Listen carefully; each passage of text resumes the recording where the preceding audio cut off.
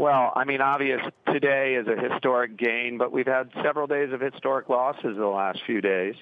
And I think, we all have to step back and realize that what's at stake here is way bigger than a one-day move in the market. This is not a clearing event for the market. As Josh said, we can't look at 2001, 2008 as a good proxy for what's going on here. The level of demand destruction, revenue destruction, and economic calamity on a global basis is truly unprecedented. The world is on a global lockdown, as well it should be. And while I'm optimistic about the future, frankly, there's more at stake at this very moment than what is happening one day in the market. And what's at stake and what needs to happen, and we're taking these steps, although they feel very slowly, is first, the government has to give an absolute backstop, has to go all in to get us through this period of natural crisis. Secondly, we all have an obligation to bend the curve and to socially isolate, which we're doing. And third, I think the only clearing event is that when we return to normalcy, which will only occur when first we get the growth factor below 1, and secondly, we begin to develop antivirals and vaccines that can get us back to living comfortably and normally. So putting all that into perspective then, what are you specifically doing if we haven't had the clearing event or series of them, as you just suggested? What are you then doing with your own portfolio?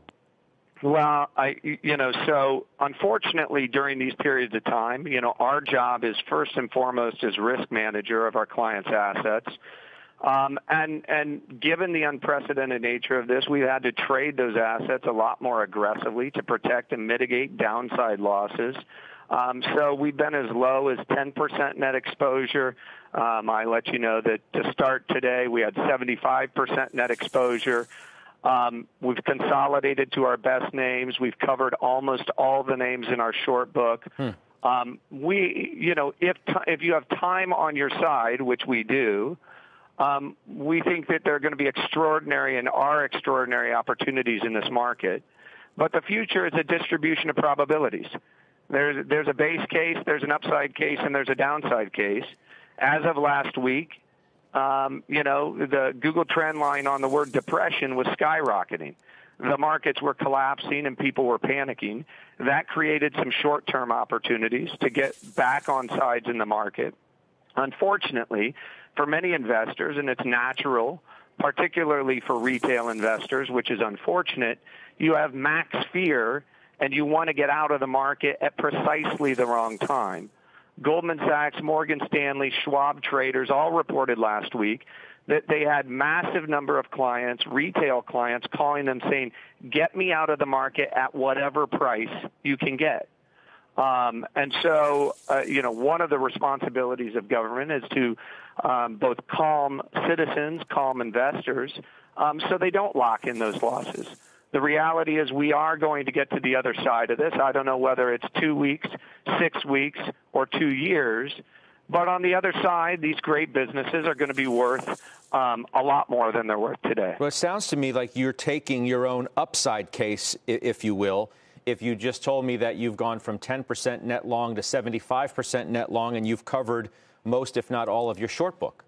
Yeah, but Scott, I want to be very clear because I think this is a dangerous message to send to retail investors. I don't know where I'm going to be in 10 days. The metaphor here is that, I'm in the cockpit of a fighter jet and I can't tell you my flight path because I don't know the facts that are going to be coming at me. In normal times, we can do fundamental analysis of companies and we can designate that flight path. But these are not normal times. And so if we have, the growth factor in China, Taiwan, and Italy kicks back up, if we don't make the progress that I expect us to make, then we'll be in a position where we have to protect and mitigate against losses. The same thing is true today. The market, we have names in the market up 30 or 40% today. You have to reassess the risk today based upon those prices and based on that new set of facts. So while I'm very optimistic about where we're ultimately going to end up, I certainly don't want to give an indication that it's all clear and everybody should go all in on the market here. I'm just trying to be as transparent as we can about what we're doing in order to manage through what is truly a stressful crisis. No, I totally get it. I understand it. I think frankly, I think our viewers are grateful for the transparency and the honesty in the way that you talk about the market and the advice that you are giving some people. You do, or at least you did, have some exposure in areas that are and may continue to be stressed, to put it lightly. What do you do? What do you think about in a name like United Airlines today, and that space in general as you look forward? Yeah, and, as you know, we've been investors in United for a long time. We saw the crisis developing earlier this year in China. We did what we could to mitigate the loss. And as I mentioned to you, obviously, as institutional investors, we can short other names, short other airlines in order to hedge our exposure, something that a lot of retail investors don't do or can't do. And so there have been times over the course of the last 6 weeks where we've actually been net short airlines, even though we haven't sold our United Airlines. And again, I'm being more transparent today because I think it's really important not to send a message that nothing is changing, right? This is nobody ever modeled a moment of zero revenue. The burn of the airline industry on payroll alone is $150 million a day. You can't last on zero revenue, $150 million of payroll expense a day without the government stepping in. And so you have to assess in real time how risk reward is changing. As of today, we own all the shares we've owned in United. As you saw the other day, we actually filed a 13G. We were buying more shares in United when the stock was down. However, again, it is a very perilous moment to be, trying to day trade stocks. I don't advise that for, retail investors watching. And while the stock is up a lot today, there is no doubt in my mind this industry is going to look different in the future. I certainly think there are going to be winners and losers, and I think we could see some of these stocks even higher than they were before. But I certainly don't expect to have that event 3 months from now. I think investors, including our limited partners, have to be prepared that this is going to be quite a haul to get past this, traumatic event for our economy. I do notice in your notes today that you say you launched a public SPV, a special purpose vehicle, where investors can put in money for a 3-year vehicle that's going to bet on a couple of leisure companies for the long term. Can you tell me the thought process behind that? Well, we had some world-class investors come to us in the middle of this month and say, we think this is overdone. We want to put more money to work. And frankly, we want to put it to work in the places that have been hardest hit because we don't think the world is going to exist in the future without United Airlines. We don't think the world's going to exist in the future without Uber. And so, they're willing to lock up their capital for longer. They want a more concentrated bet on just a couple of those ideas. They think we have distinguished ourselves in our ability to manage that risk reward. And so we're happy to do it for them. And I have to say, during moments like this, we all do a lot of evaluation about our communities, about our families, and for me, about this partnership that we've created. And, remember, we're managing money on behalf of cities, like the city of San Francisco and their teachers and their firefighters and their pensioners. I take that responsibility exceptionally to heart. And there is no winner in the airlines going bankrupt. That's 1 million people out of jobs, right?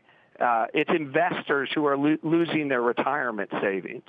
It's investors like us who are not making money on behalf of folks like teachers in San Francisco. And so, I think this is a moment where everybody has to realize solidarity is at hand. We all rise or we fall together. This is not an act that anybody has created. Like 2008, there's no bad actors here.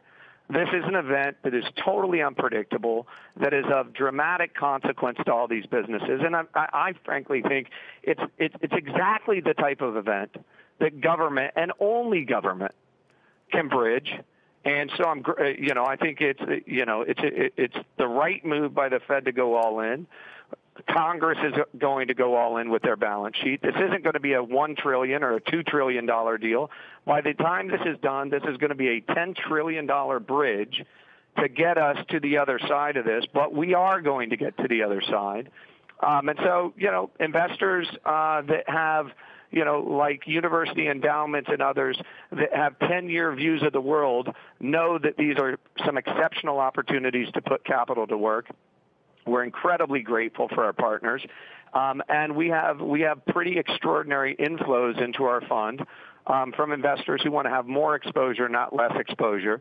But like I said, that is not in and of itself a clearing event. We're going to take the facts as they come at us. How should we look at a company which I know you own, Uber, moving forward? This gig economy, people doing different things and the way they're going to make a living. People may be reticent to get in somebody else's vehicle for a while. I just don't know. How do you think about that as it relates to a company like Uber? Well, I'll say a couple of things. First, I thought Dara did an exceptional job last week showing, why this model is so excellent. 80% variable cost, no liquidity risk in the business. And frankly, I think it's a vital part of our distribution infrastructure. This is taking sick people through drive-through testing. This is getting food to seniors. These are the moments when you see the indispensable nature of these types of marketplaces. In terms of the business on a go-forward basis, while we know that in Hong Kong and in Taiwan at the trough, business was down 70%. He articulated last week that they've already seen a rebound to down 30%. We think these trends will accelerate on the other side of this. That Uber will be an even bigger winner because a lot of less capitalized competition simply won't exist on the other side.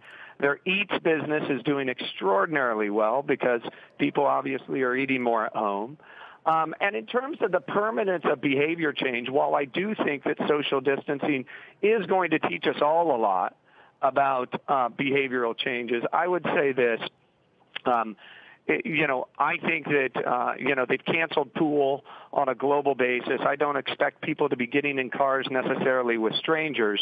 But there's an argument to be made that people will be less likely to use public transportation and less likely to be in other crowded places. So you may, in fact, see an acceleration on the other side in terms of people willing to pay a little premium to have a car ride by themselves.